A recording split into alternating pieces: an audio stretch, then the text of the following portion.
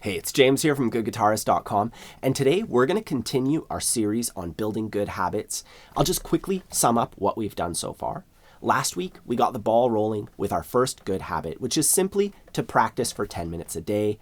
And we also discussed the idea of, instead of changing everything about who you are, that whole new year, new me sort of thing, just adding a small thing like practicing 10 minutes a day, and you're going to see far more success than if you try to change yourself fundamentally. And now that we've established the idea of practicing every day and just making it a habit, there's one thing that I want you to do during your practice sessions that I think is going to make you a much better guitar player. I know it's going to make you a much better guitar player. And that is to be aware of the mechanics of strumming.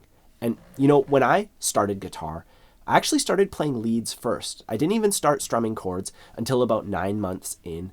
But it was really easy for me to get into it because picking and strumming both follow the exact same rules. Strumming is just like the motions are that big, and for picking, the motions are that big. That's really the only difference. But it doesn't really matter what you're doing on guitar. You need to learn how to do this thing, which essentially locks you into the rhythm. It locks you into the song, makes it sound like the song. And I hate to say this, but a lot of people think they're doing it, but they're not really doing it. So today I'm going to show you how to make sure that you're actually locking into the rhythm. And that way, whenever you're learning new things, it'll just come to you much more easily. Real quick, I have a crash course that's completely free. I'll put a link in the corner so you can sign up. It's a 14-day course that'll teach you all the basics and a couple of songs. Comes with a booklet so you can keep track and follow along with the lessons easily. Now, to begin our lesson today, I want to address something really important.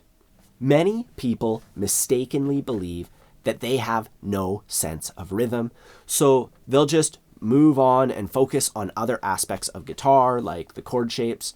But rhythm is by far the most important aspect of music, and it is also something that can be learned. I've had so many students come to me with zero hope. They've been taking guitar lessons for years, and they put so much work into it. They still can't feel the rhythm, though. And every single one of those students, we figured it out because there are some surefire ways to make it happen. And today, we're going to learn some things that we can incorporate into our practice session, just a couple minutes a day. Now, for the first one, I'm going to play a song. We'll mute the strings on our guitar. You can do this with me. I'm just lightly touching the guitar with my chord hand, lightly touching the strings. Then we're just going to hit the strings with a pick or your fingers, whatever you want to do. And we're going to go with the beat of the song. Kind of like clapping along to a song, except we're clapping on guitar. And rather than thinking about the moment where you hit the strings, I want you to think about the entire motion that your arm is making. If you look at it from this angle,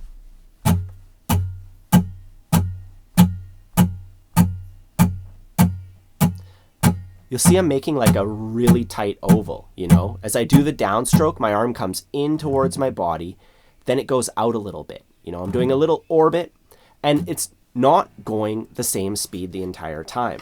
I flick my hand at the start of the stroke for the downstroke, but as I reach the bottom, it slows down a bit, and then I'm ready to come back up. As we do downstrokes only, that's how our arm moves. But as you may already know, most strumming patterns are a combination of downstrokes and upstrokes, and that requires a different motion. For the downstroke portion, it's exactly the same. It's just a curve, like a really shallow curve. And then we come back up with a similar curved motion for our upstroke, but it's not simply going backwards up that same curve. It's going to be a little bit different. On our downstroke, we actually go a little bit straighter and faster to start, and then we curve outward and slow down as we reach the end of our stroke. So we go fast and straight toward the strings, and then we curve outward. And that's due to the physiology of our arm, right? Like my wrist comes down, and notice my arm, I'm kind of twisting my forearm. That gives me that flicking motion without using a ton of energy. It's not from my arm. That sounds abrasive, right? Whereas this way, we just do a little flick. And then for the upstroke, we just kind of flick it back up. Once again, we come straight at the strings, and then we do our flick right as we kind of make contact with the strings. And it's really important to allow your pick angle to adjust. For downstrokes, it's like this. My pick is angled that way so that I can graze the strings and do my flick. And for upstrokes, it's the reverse. Once again, grazing the strings. And obviously, everybody's physiology is different, but that's the general idea. And when we're playing music, those are the two different motions that we're going to make. For example, I did a lesson for Rockin' in the Free World by Neil Young, and we did a bunch of tiny downstrokes in a row, for the verse. That's the rhythm, right? And then when you're doing it that way, you have to come back up with that circular motion, or else you'll end up hitting the strings on the way up. And then when you get to the chorus of that same song, we do use a strumming pattern that has upstrokes, so we switch to that second way. And I know this is like pretty nitty gritty, to think about these things on this deep of a level. But like I said, it's really important to be aware of them. You'll over time become more familiar with it, right? As somebody, myself, I could just kind of pick this stuff up without much issue. But I had students who weren't able to do that. And I had to analyze it and come up with these observations. And these are the things that really have made the difference for real people. So I do encourage you to give these a little bit of thought, right? Don't go crazy on them, but just be aware of how your arm is moving, how it feels. Now, the second thing that we're going to do is to add a little bit of what I would call rhythm theory. And it's a lot simpler than music theory. It doesn't involve notes and scales and all that. It just involves a couple of rules. We count rhythm going 1 and 2 and 3 and 4 and on guitar, we have downstrokes and upstrokes. The downstrokes line up with the numbers 1. The upstrokes line up with the ands.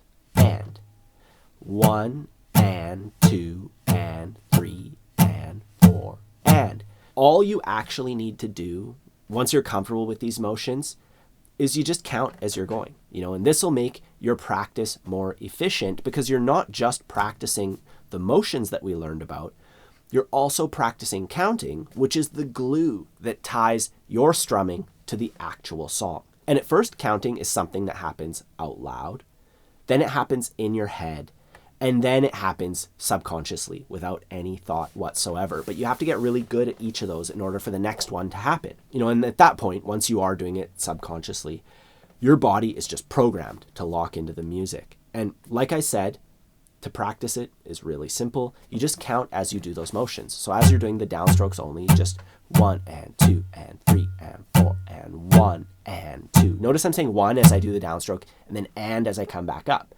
1 and 2 and 3 and 4 and. And if you're doing the down ups, 1 and 2 and 3 and 4 and. Just doing it over and over again. And I want to do this together. I don't just want to send you off to go figure it out. I'll load up a couple of my wife's songs since I have the legal right to use them on YouTube. I swear this isn't a shameless plug. Although you could check out Willow Lux on Spotify if you're interested. I do play on almost all of her recordings. These are just songs that I'm allowed to put up on YouTube. So let's do a slower one. Just downstrokes only. 1 and 2 and 3 and 4 and 1, 2, 3, 4, 1, 2, 3. Just working on that flick. 2 and 3 and 4 and 1 and 2 and 3 and 4 and 1 and 2 and 3 and 4. And you just do that for like the duration of a song. That's like 3 or 4 minutes of practice. You could do the down ups. 1 and 2 and 3.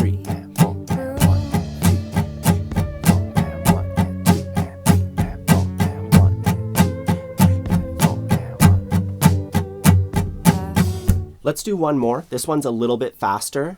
1, 2, 3, 4, 1, 2, 3, 4. So this might be too fast to do down ups. But we can just 1, 2, 3, 4, 1, 2, 3, 4. Or we could even do it like this. 1, 2, 3, 4, 1, 2, 3, 4 on 1 and 3.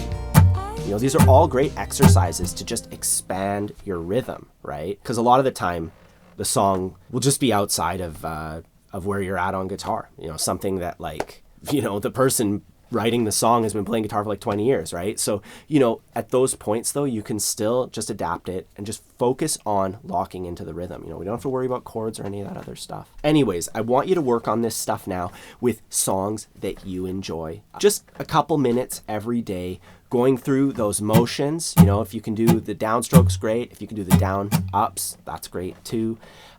Counting along. And if you're interested, I'll put some links down below in the corner for my crash course so that you can get all the basics down.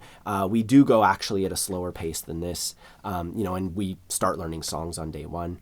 I also have a complete beginner course that takes you through it all from absolute beginner to confident strummer. If you're already pretty solid with chords, but you want to take your strumming to the next level, I have a course, Strumming Made Simple, and that's more like a late beginner / intermediate course that'll help you learn to strum and sing at the same time, and a few other, you know, essential skills. Either way, let me know if you have any questions in the comments down below, or even just say hi. I'd love to hear from you. Subscribe if you want to get more lessons like this. Have a fun time practicing, and I'll see you soon.